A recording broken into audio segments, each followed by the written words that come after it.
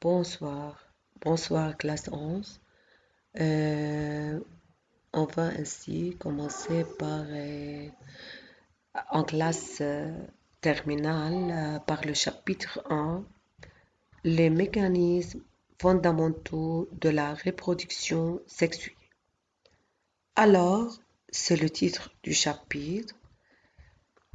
Euh, c'est mécanisme, on sait que veut dire mécanisme, c'est le déroulement de la reproduction sexuelle en va maintenant, comme premièrement, donner, euh, je veux dire, la notion de reproduction comme introduction du chapitre dans le document A.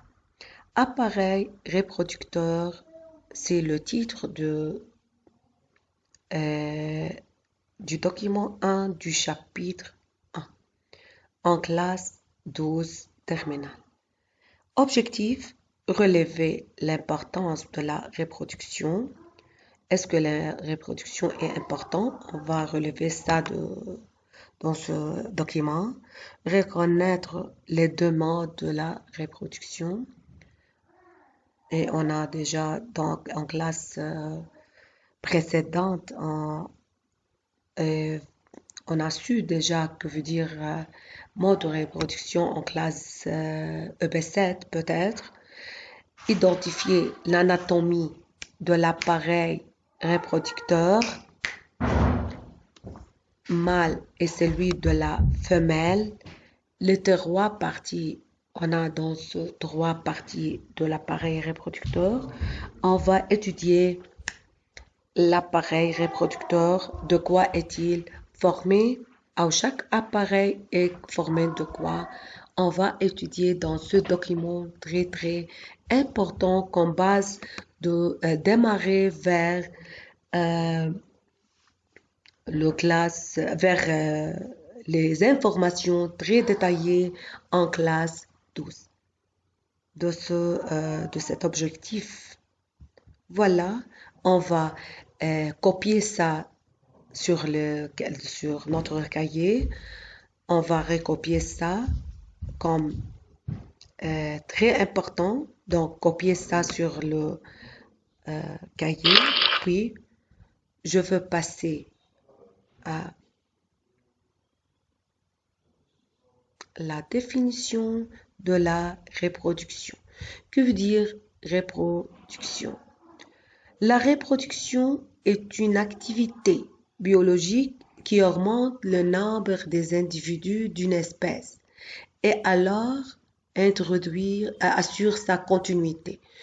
Donc, en arabe, la reproduction, c'est quoi? Que veut dire reproduction? Reproduction, c'est en arabe, c'est takathur, yani. C'est une activité biologique.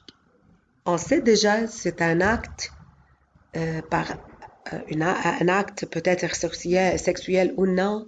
Donc, c'est une activité biologique qui augmente le nombre des individus. Si l'individu reste lui-même et ne se reproduit pas, pas de reproduction. Sinon, fait de relations sexuelles ou non, peut-être, de relations chez l'individu humain.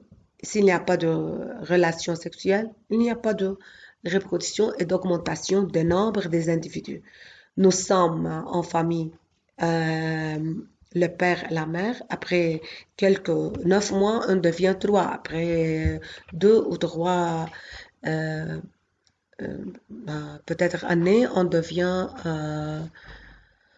par exemple 3 à 4 individus dans la maison.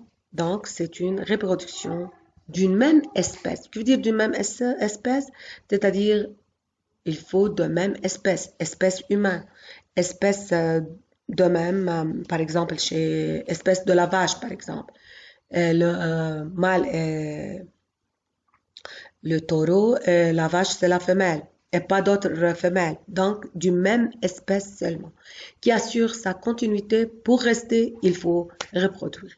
Maintenant, on sait quels sont les deux types de reproduction. Reproduction sexuée, asexuée, je veux dire asexuée, sans sexe. Il n'y a pas de mâle et pas de femelle. Exemple, comme les bactéries, les éponges, les virus, les microbes, on ajoute. Maintenant, on a en saison de corona, le corona ne se produit pas sexuellement, asexuellement. Chez les êtres unicellulaires, comme les bactéries, les éponges, la reproduction est sans sexe. Maintenant, reproduction sexuée. La reproduction sexuée nécessite la présence de sexe mâle et femelle, comme chez l'homme. L'homme et tous les animaux qui possèdent le sexe d'individus mâles et femelles. Maintenant, reproduction associée avec sexe mâle et femelle. Mâle que donne le mâle? Donne le gamète mâle. À la puberté, le mâle, c'est le signe du mâle, il produit les spermatozoïdes. Le mâle produit les spermatozoïdes comme des gamètes mâles et la femelle produit, on sait quoi? Répondre, sont les ovocytes. On sait ça déjà en classe 9. Plus, que signifie le plus ici? Le plus signifie la fécondation, lorsque le spermatozoïde féconde l'ovocyte. On a un produit très important, c'est les zygotes ou l'œuf fécondé. Que dire œuf fécondé? البويضة الملقحة بالسpermatozoïde qui aboutit directement à quoi? Par mitose.